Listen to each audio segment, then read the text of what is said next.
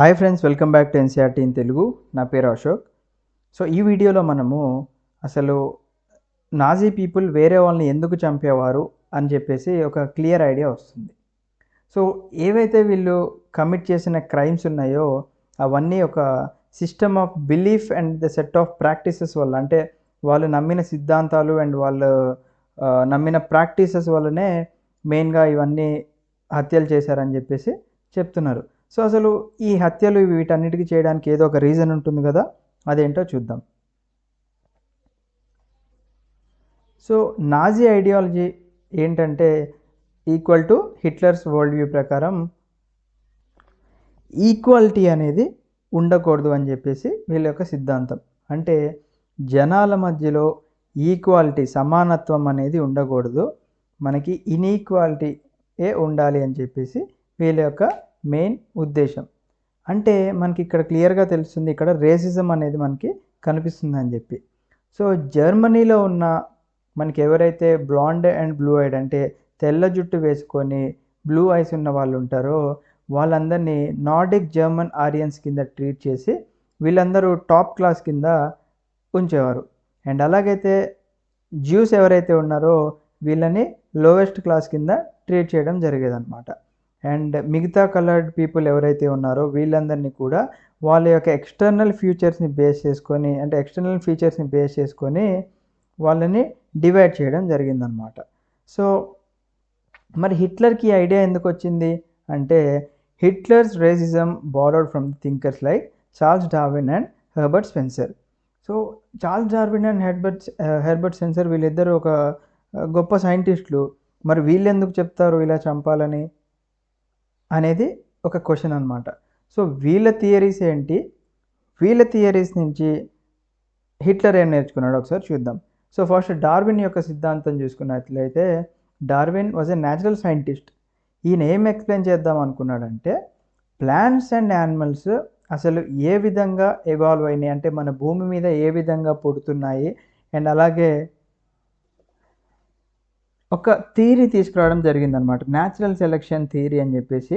దీని ప్రకారం ఏంటంటే, స్పీసీస్ ఏవైతే ఉన్నాయో మనకి ప్లాంట్స్ కానీ యానిమల్స్ కానీ టైం గడిచే కొద్దీ కొత్త కొత్త స్పీసీస్కి పుట్టిస్తూ ఉంటాయి. అండ్ వీటన్నిటి ఏంటంటే ఒక కామన్ యాన్సెస్టర్ అనేది ఉంటుంది. అంటే ఇప్పుడు ఒక స్పీసీస్ ఉన్నాయనుకోండి, వీటి నుంచి డిఫరెంట్ స్పీసీస్, కొత్త స్పీసీస్ పుడుతూనే ఉంటాయి. బట్ వీటన్నిటికీ యాన్సెస్టర్ కామన్ ఏంటి అంటే ఒక హెడ్ అనేది ఉంటుంది అని చెప్పేసి అంటున్నారు. ఫర్ ఎగ్జాంపుల్ మనం క్యాట్ ఫ్యామిలీ తీసుకున్నట్లయితే మనకి క్యాట్ ఫ్యామిలీ కిందనే మనకి క్యాట్స్ వస్తాయి, లయన్స్, టైగర్స్ ఇవన్నీ కూడా వస్తూ ఉంటాయి కదా.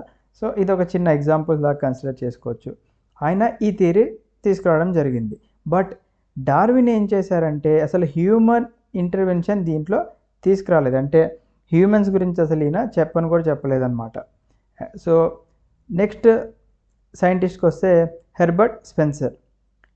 ఈయన ఐడియాలజీ ఏంటంటే survival of the fittest.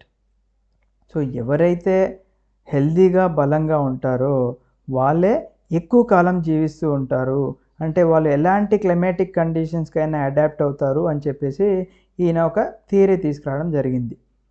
So ఈ రెండు థియరీని బేస్ చేసుకొని హిట్లర్ తన ఓన్ ఐడియాలజీకి లింక్ చేసుకొని ఇలాంటి హత్యలు చేయించడం జరిగింది. అవన్నీ ఏంటో మనకి ఫర్దర్గా తెలుస్తాయి.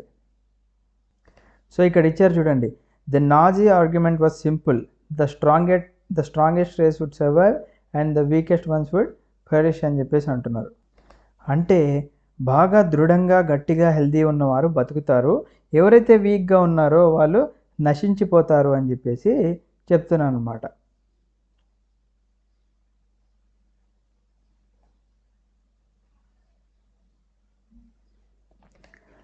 హిట్లర్ యొక్క రెండో ఐడియాలజీ ఏంటంటే జియోపొలిటికల్ కాన్సెప్ట్ లాగా ఇక్కడ మనకి లెబెన్స్రామ్ ఆర్ ద లివింగ్ స్పేస్, అంటే కొత్త టెరిటరీస్ని మనము ఆక్యుపై చేయాలి అని చెప్పేసి ఆయన యొక్క సిద్ధాంతం. ఎందుకంటే కొత్త స్పీసీస్ పుడుతూ ఉంటాయి అన్నారు, అంటే కొత్త జనాలు పుడుతూ ఉంటారు కాబట్టి వాళ్ళు నివసించడానికి మనకి ఒక టెరిటరీ కావాలి, కాబట్టి మనము టెరిటరీస్ని ఆక్యుపై చేయాలని చెప్పేసి చెప్తున్నారు ఆయన. సో దీనివల్ల ఏమవుతుంది, this would enhance the area of mother country, అంటే మెయిన్గా పుట్టిన కంట్రీ నుంచి వాళ్ళు అలా స్ప్రెడ్ అయిపోతూ ఉంటారు. while enabling the settlers of the new lands to retain an intimate link with the place of their origin. అంటే వాళ్ళు పుట్టిన ప్లేస్కి వీళ్ళందరూ కూడా లింక్ అయి ఉంటారని చెప్పేసి ఈయన యొక్క ఉద్దేశం అనమాట. ఇంకొకటి ఏంటి అంటే it would also enhance the material resources and power of the German nation. So వీళ్ళ నుంచి మనకి వచ్చిన రీసోర్సెస్ ఇవన్నీ కూడా జర్మన్ కంట్రీకే యూజ్ అవుతాయి అని చెప్పేసి చెప్తున్నారు. సో ఈ సిద్ధాంతం ప్రకారమే ఆయన eastern side Soviet union and వీటిపైన అటాక్ చేయించడము అండ్ అలాగే పోలాండ్ మీద కూడా ఈయన పట్టు సాధించారనమాట. సో నెక్స్ట్ వచ్చేసి ఎస్టాబ్లిష్మెంట్ ఆఫ్ రేషియల్ స్టేట్. దీని ప్రకారం ఏంటంటే వీళ్ళ యొక్క డ్రీమ్ ఉందన్నమాట. ఏంటి, ఒక కమ్యూనిటీని క్రియేట్ చేయాలి, ఒక exclusive racial community of pure Germans, only pure German people మాత్రమే ఉండాలి, by physically eliminating all those who were seen as undesirable. So ఇక్కడ ఏం చెప్తున్నారు, వీళ్ళ యొక్క రేషియల్ కమ్యూనిటీని క్రియేట్ చేసి అన్డిజైరబుల్ అంటున్నారు. అంటే అర్హత లేని వారు, అంటే అన్ఫిట్ మెంబర్స్ ఎవరైతే ఉన్నారో వీళ్ళ సామ్రాజ్యం నుంచి తొలగించేసేయాలి అని చెప్పేసి హిట్లర్ యొక్క సిద్ధాంతం. అందుకే ఏమంటున్నారు, Nazis wanted only a society of pure and healthy Nordic ఆరియన్స్ అంటున్నారు. అంటే ఎవరైతే ప్యూర్గా హెల్తీగా ఉన్నారో వాళ్ళని మాత్రమే తీసుకొని వాళ్ళనే డిజైరబుల్ కింద కన్సిడర్ చేయాలంటే వీళ్ళకి మాత్రమే అర్హత ఉంది, ఎవరు Nordic ఆరియన్స్ with pure and healthy ఉన్న వాళ్ళకి అర్హత ఉంది అని చెప్పేసి క్రియేట్ చేద్దాం అనుకున్నారు. దీని ప్రకారం ఏంటి, ఎవరైతే అంటే ఇప్పటి వరకు మనం ఏమనుకున్నాము, ఓన్లీ జ్యూస్ అంటేనే వీళ్ళకి ఇష్టం లేదు, వాళ్ళనే చంపేద్దాం అనుకున్నారు కదా. అలా కాదు, ఇక్కడ ఏం చెప్తున్నారు మనకి, Germans who were seen as impure or abnormal had no right to exist అంటున్నాడు. అంటే జర్మనీ వాళ్ళు ఇందాక చెప్పిన క్వాలిటీస్తో ఉన్న జర్మన్స్ కూడా ఎవరైతే ఇంప్యూర్గా ఉండి అబ్నార్మల్ కండిషన్స్, అంటే కుంటి వాళ్ళు కానీ గుడ్డి వాళ్ళు ఏదో ఒకటి ఫిజికల్లీ ఆర్ మెంటల్లీ అన్ఫిట్ ఉన్నారో వాళ్ళందరినీ కూడా మనము తొలగించేసేయాలి ఈ సొసైటీ నుంచి అంటున్నాను అనమాట. సో దీనికోసం ఒక ప్రోగ్రామ్ తీసుకొచ్చారు ఆయన. ఏంటి ఆ ప్రోగ్రామ్ అంటే యుథనేషియా ప్రోగ్రామ్. సో ఎవరైతే మెంటల్లీ అండ్ ఫిజికల్ అన్ఫిట్ ఉన్నారో వాళ్ళకి యుథనేషియా ప్రోగ్రామ్ ప్రకారం చిన్నగా లైక్ పాయిజన్ లాంటిది ఇంజెక్ట్ చేయడం జరుగుతుంది, వాళ్ళు చిన్నగా చనిపోతూ ఉంటారనమాట. సో ఇది యుథనేషియా ప్రోగ్రామ్. ఇంకోటి ఏం చెప్తున్నారు, juice were not the only community classified as undesirable. అంటే జ్యూస్నే అర్హత లేని వాళ్ళ కింద కన్సిడర్ చేయడం కాదు, వేరే వాళ్ళు కూడా ఉన్నారు జర్మన్ కంట్రీలో అర్హత లేని వారు అని చెప్పేసి అంటున్నారు. వాళ్ళు ఎవరో ఒకసారి చూద్దాం మనం. దానికన్నా ముందు యుథనేషియా తీసుకోవాలంటే ఆ పర్సన్ యొక్క కన్సెంట్ అనేది కావాల్సి ఉంటుందన్నమాట. బట్ నాజీస్కి అవసరం ఆ కన్సెంట్? అవసరం లేదు.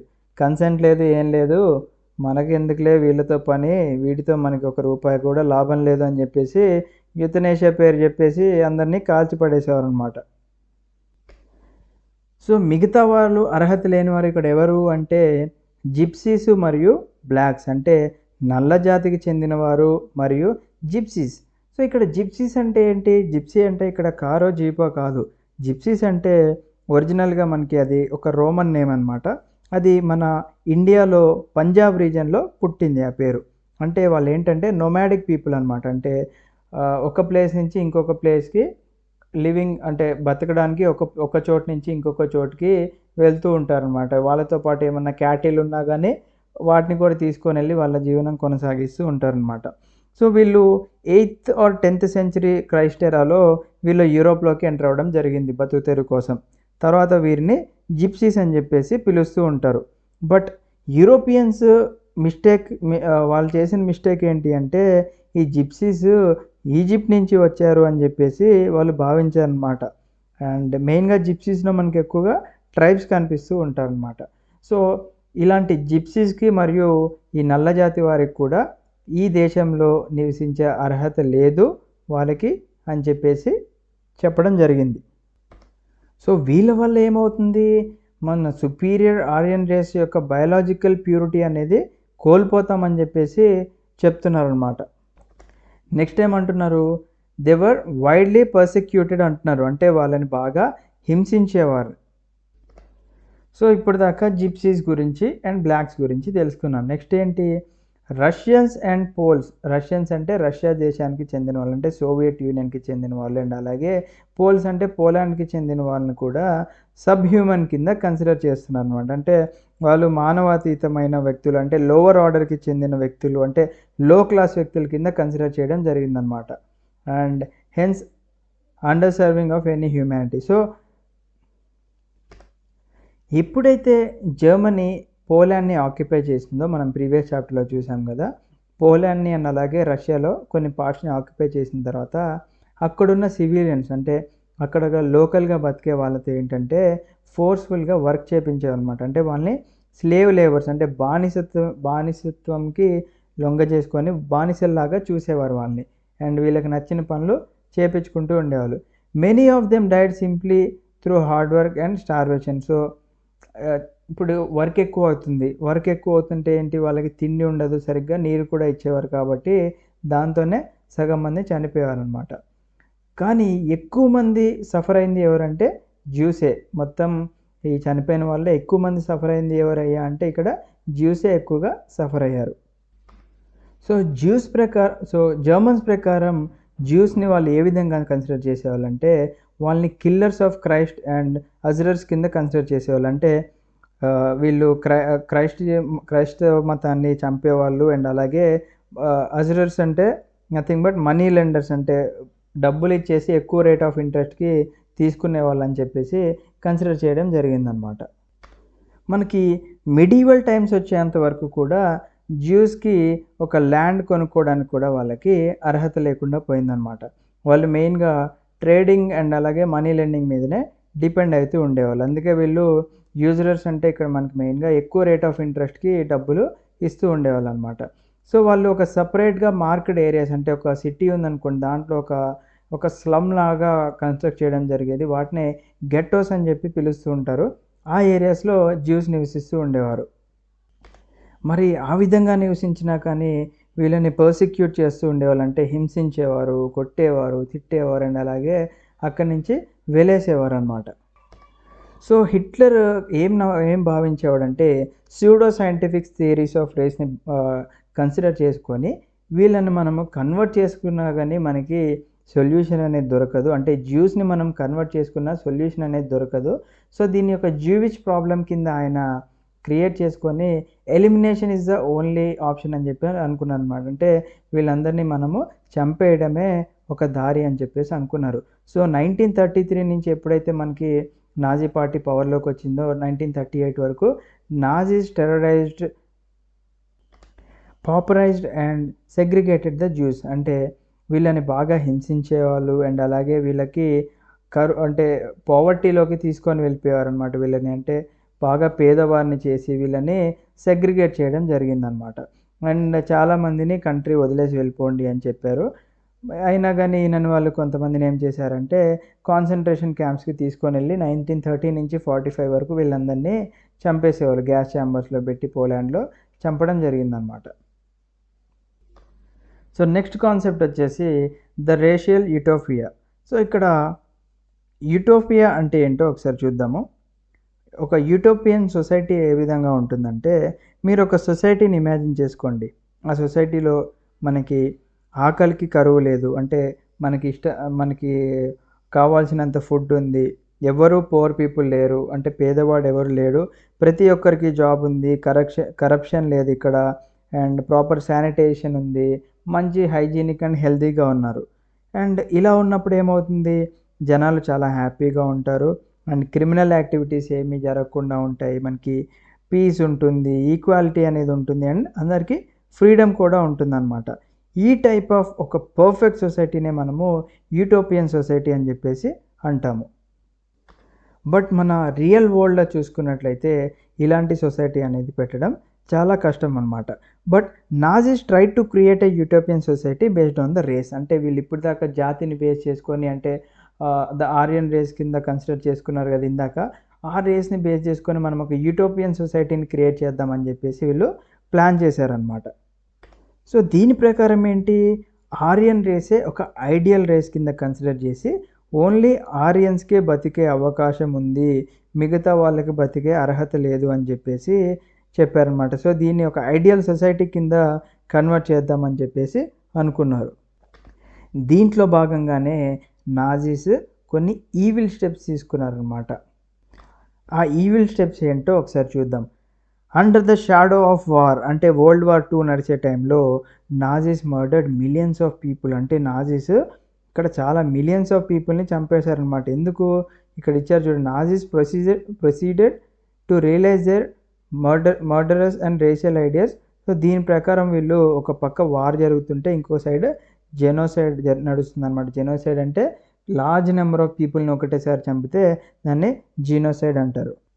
సో ఒక రేషియల్లీ ఒక ఐడియల్ స్టేట్ని కావాలంటే మనము ఈ పని చేయక తప్పదు అని ఒక రాంగ్ స్టెప్ తీసుకొని మిలియన్స్ ఆఫ్ పీపుల్ని చంపడం జరిగింది. సో ఇక్కడ మనం ఒక కాయిన్ తీసుకున్నట్లయితే ఒక సైడ్ ఏమో యుద్ధం చేస్తున్నారు, ఇంకో సైడ్ ఏమో genocide. So occupied Poland was divided up అంటున్నారు. అంటే ఆక్యుపై చేసిన పోలాండ్ని డివైడ్ చేయడం జరిగిందనమాట. Most of the north western Poland ఏదైతే ఉందో అది మన జర్మన్ కింద వచ్చింది. అండ్ అలాగే ఈస్టర్న్ పోలాండ్ చూసుకున్నట్టయితే సోవియట్ యూనియన్ దగ్గరలో ఉందన్నమాట. ఇంకా ఏం చెప్తున్నారు, పోల్స్ అంటే పోలాండ్లో నివసించేవారు. Poles were forced to leave their homes and properties behind to be occupied by the ethnic Germans brought in from occupied Europe. అంటే మీరు మీ ఇల్లులు వదిలి వెళ్ళిపోవాలి, మీ ప్రాపర్టీస్ ఏవైతే ఉన్నాయో అవి మా జర్మన్ పీపుల్కి సొంతం చేసుకుంటామని చెప్పేసి చెప్తున్నారు. Poles were then herded like cattle in the other part call the general government, the destination of all undesirables of the empire. అంటే అర్హత లేని పోలాండ్ పీపుల్ ఎవరైతే ఉన్నారో వాళ్ళని గొర్రెల మందని తరలించినట్టు ఒక జనరల్ గవర్నమెంట్ కింద కన్సిడర్ చేసి వాళ్ళని అన్డిజైరబుల్స్, వీళ్ళకి అర్హత లేదు అని చెప్పేసి చెప్పారు. And intellectual and spiritual people ఎవరైతే ఉన్నారో పోలాండ్లో వాళ్ళందరినీ కూడా మాస్ మర్డర్కి గురయ్యారు. చాలా మిలియన్స్ ఆఫ్ పీపుల్ని వీళ్ళు చంపేయడం జరిగిందనమాట.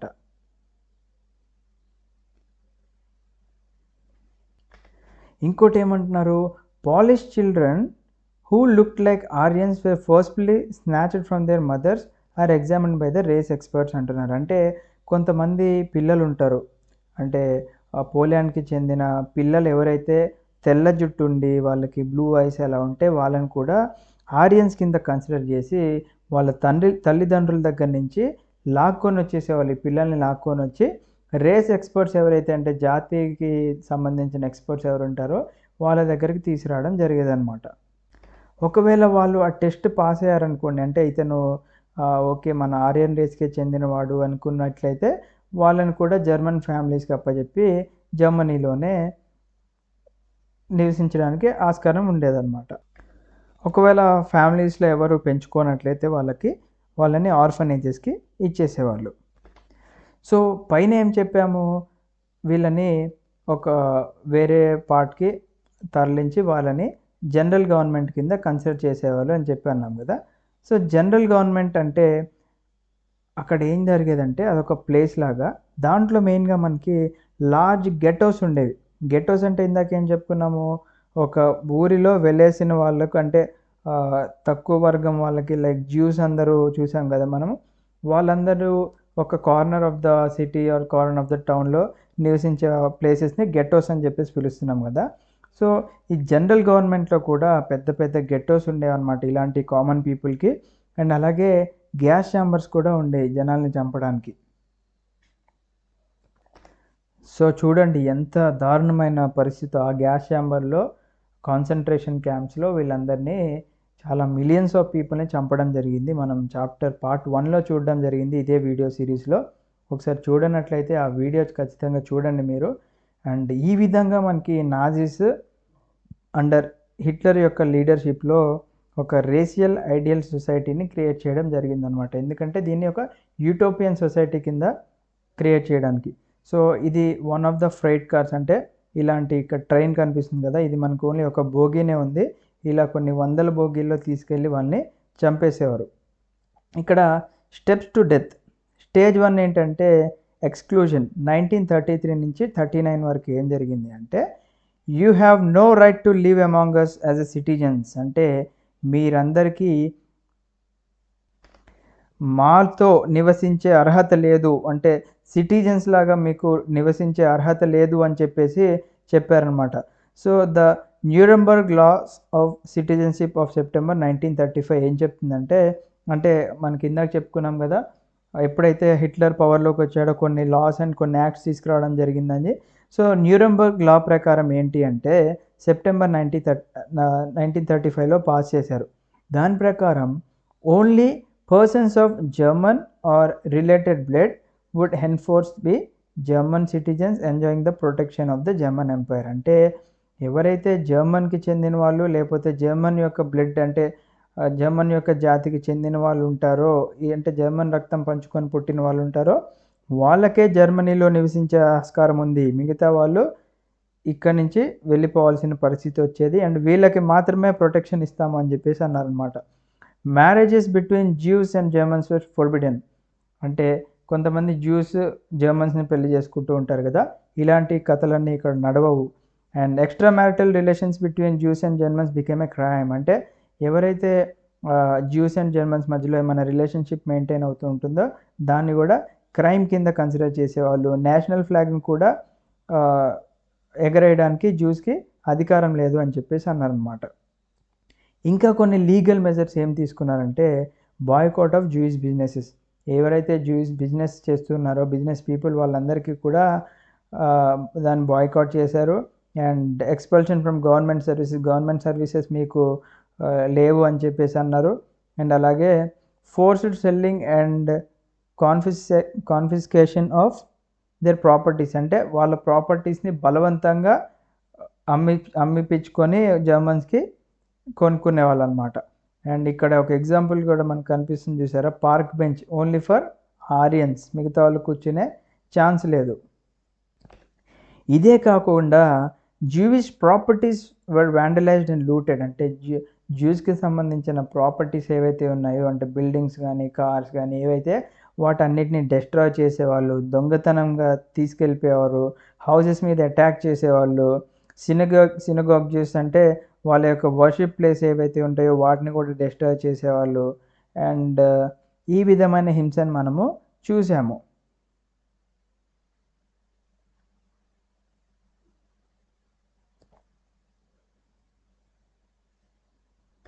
అండ్ ఇక్కడ మనకు ఒక సైన్ కనిపిస్తుంది చూసారా, the North Sea bathing resort. ఈ బాతింగ్ రిసార్ట్లో జ్యూస్కి స్థానం లేదు అని చెప్పేసి చెప్తున్నాను, అంటే ఫ్రీ ఆఫ్ జ్యూస్ అని చెప్పి చెప్తున్నాను అనమాట. అండ్ ఇక్కడ ఒక ముసలాయన ఉన్నాడు అండ్ వీళ్ళందరికీ డ్రెస్ మీద ఒక ఎల్లో కలర్ బ్యాడ్జ్ ఉంది కదా, దాని గురించి ఒక స్టోరీ ఇస్తున్నారు. ఫర్ ఎగ్జాంపుల్ ఈ మహిళకి ఇక్కడ బ్యాడ్జ్ ఉంది, ఈ ముసలతనికి అండ్ అలాగే ఈ పిల్లవాడికి కూడా ఇక్కడ ఒక బ్యాడ్జ్ ఉంది కదా, దీని వెనకాల రీజన్ మనకి చెప్తున్నారు చూడండి. అండ్ ఇక్కడ ఫిగర్ కూడా ఇచ్చారు, this is all I have to cell అని చెప్పేసి. దీని యొక్క రీజన్ ఏంటో చూద్దాం.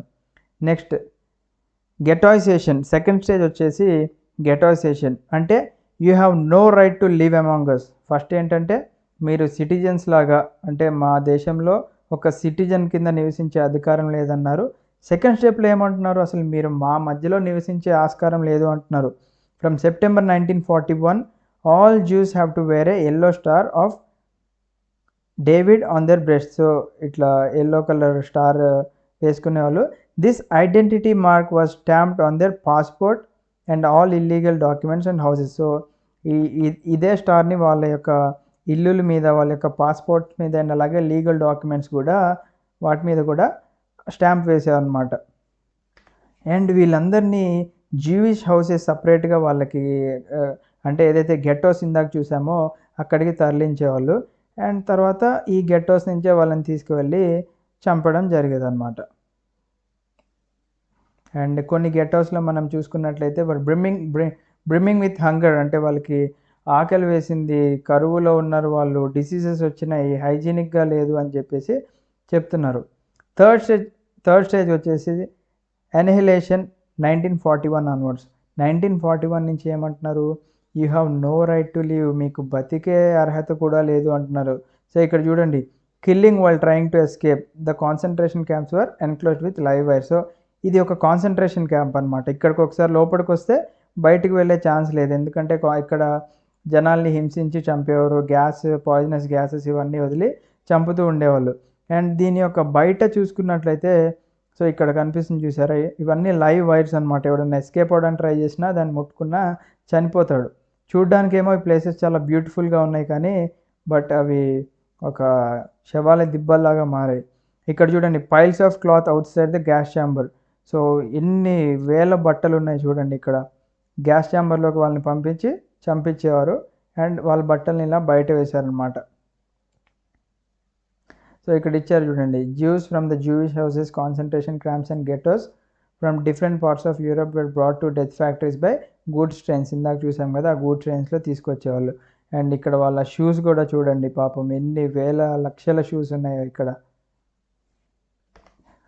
సో ఈ విధంగా మనకి ఒక సొసైటీ క్రియేట్ చేద్దాం అనుకొని ఇంత హింసకి ఒడిగట్టారు. సో అందుకనే హిట్లర్ కూడా ఫైనల్గా అతను సూసైడ్ చేసుకొని చనిపోయాడనమాట. సో ఇది ఫ్రెండ్స్, నెక్స్ట్ చాప్టర్ వచ్చేసి యూత్ ఇన్ నాజీ జర్మనీ. దాని గురించి కూడా చూద్దాం. అంటే పిల్లలకి ఏ విధంగా వాళ్ళు టీచింగ్స్ చెప్పేవాళ్ళు, అసలు స్కూల్ చిల్డ్రన్లో మనకి జ్యూస్ని అలౌ చేసేవారా లేదా, ఇవన్నీ కూడా క్వశ్చన్స్కి ఆన్సర్ నేను ఇస్తాను. Thank you. జై హింద్.